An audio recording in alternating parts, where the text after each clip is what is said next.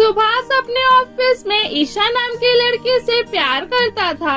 वहीं सुभाष की माँ सावित्री जी इन सब के खिलाफ थी। उन्होंने अपने बड़े बेटे की शादी अपने मनपसंद लड़की से की थी। सावित्री जी ने जो एक बार कह दिया मानो वो पत्थर की लकीर है। सुभाष हिचकते हुए अपनी माँ से कहता है, माँ कितनी लड़कियों की फोटो दिखाओगी, मुझे इनमें से कोई भी लड़की पसंद नहीं है। पहले फोटो तो देख ले, तब जाके तुझे कोई पसंद आएगी। मैंने तो पंडित जी से कहकर एक से एक लड़कियों की फोटो मंगाई है, तो देख तो सही। सुभाष ने पहले ही अपनी माँ को बता दिया था कि वो किसी लड़की से प्यार करता है, लेकिन सावित्री जी इस रिश्ते के खिलाफ थी। वो कुछ नहीं कहता है और चला जाता है। ऑफिस में कविता सुभाष को परेशान देख कहती है, क्या हुआ डार्लिंग, तुम इतने परेशान क्यों हो? माँ मेरी शादी के पीछे पड़ी है। वो चाहती है कि मेरी शादी इसी महीने में हो जाए। तुम अपनी माँ से मेरे बारे में बात करो ना।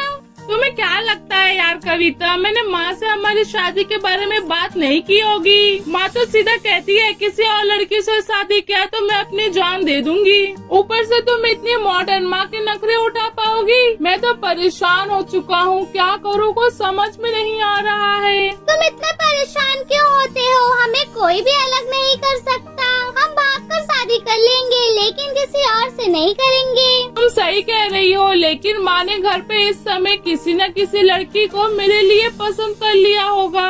हम शादी करके घर चलते हैं, जो होगा देखा जाएगा।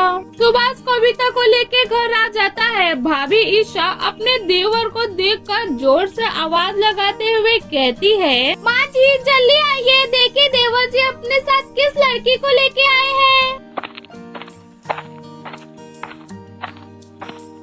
सुभाष ये सब क्या है? तुम्हें मैंने मना किया था ना इस लड़की से शादी करने से। निकल जा मेरे घर से। जो मेरी बात नहीं मानेगा, सुनेगा, उसे इस घर में रहने का हक नहीं है। माँ जी आप क्या कह रही हो? अगर आपको हमें निकालना ही है तो हमें हमारा हिस्सा दे दीजिए। अपनी देवरानी की बातें सुन जेठानी अपनी सास को एक कोने में ले जाती है और कहती है, देखो माँ जी उसे आए भी 1 घंटे भी नहीं हुए हैं और अपना हिस्सा मांगने लगी। मेरी बात मानो तो दोनों को अंदर बुला लीजिए। लोग देखेंगे तो क्या कहेंगे, कैसी सास है, अपनी नई नवेली दुल्हन को घर के अंदर भी नहीं लिया।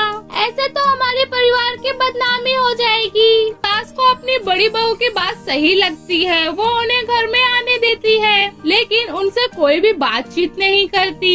अगले दिन कविता सुबह जल्दी उठकर नहा धोकर अपनी सास को चाय देती है, दवाइयाँ लेकर जाती है, जेठानी के साथ सारा घर का काम भी करवाती है, लेकिन सास अभी भी उसे अपनी बहू नहीं मानती। अपनी बड़ी बहू से तो बातें करती, लेकिन छोटी बहू को देखती तक नहीं।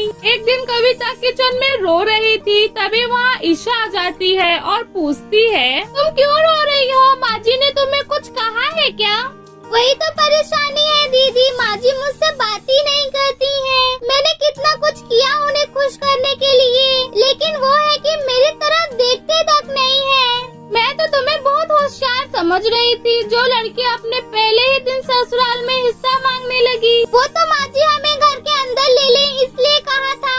सोचा था कि शादी के बाद माँ जी को खुश कर दूंगी, जिससे सब ठीक हो जाएगा, लेकिन माँ जी तो बात तक नहीं करती। ऐसा लगता है कि मैं कोई अजनबी हूँ इस घर में। इतना कहकर कविता वहीं फूट फूट कर रोने लगती है। उसे रोता देख ईशा कहती है, तो परेशान मत हो, कल माँ जी बुआ जी के घर जा रही हैं कुछ दिन के लिए। माँ जी के साथ मैं तुझे भी भेज दूंगी। ये कह कर के बुआ जी ने तुझे देखा नहीं है तो देख लेंगी। तू वहाँ जाके माँ जी का अच्छी तरह से ध्यान रखना, बाकी तुझे बुआ जी की बहू को देख के ही समझ में आ जाएगा।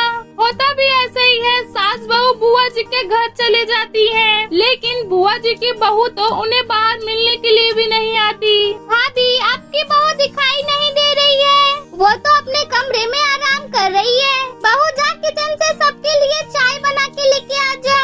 कविता तो अपनी सास के मुंह से बहू सब सुन कर ही मानो अमर हो गई थी। वहीं सावित्री जी कहती हैं, भाभी ये क्या है, आके घर पे मेहमान आए हैं और आगे बहू हमें तो एक बार देखने तक नहीं आई। आप उसे कुछ कहती नहीं हो? क्या कहूँ सावित्री, मेरी बहू तो मैंने ही पसंद करके लाई थी, लेकिन ये तो 1 नंबर की ही काम चोर निकल गई। दोनों ही समय का खाना मैं बनाती हूँ। बीमारी का बहाना करके दिन भर अपने कमरे में पड़ी रहती है वो। शादी के बाद तो बेटे भी बदल जाते हैं, उन्हें बस अपनी बीवी ही सही लगती है। अपने ही घर में मैं बेगाने जैसे रहती हूँ। दोनों की बात करने की आवाज किचन तक जा रही थी, तभी कविता सोचती है, अच्छा आप समझी मैं जेठानी जी क्यों कह रही थी कि बुआ जी की बहू को देख के तुम समझ जाओगी। समझ गई मैं जेठानी जी का इशारा। अब तो मैं अपनी सास का यहाँ से दिल जीत कर ही जाऊंगी। कविता अपनी सास की देखभाल करती है, वहीं बुआ जी की बहू उन्हें एक बार भी देखने तक नहीं आती। अब कविता सास और बुआ जी दोनों की देखभाल करती है। उनके पसंद का खाना बनाना, दवाइयाँ देना, उनका पैर दबाना, उनके लिए रात में अच्छे अच्छे पकवान भी बनाती है। कविता को इतना कुछ करता देख बुआ जी कहती हैं, सावित्री बहू अरेंज मैरिज से आई हो या लव मैरिज से, असली बहू तो वही होती है जो अपना घर संभाल सके। लेकिन तू तो अपनी बहू से खुश भी नहीं दिखाई देती।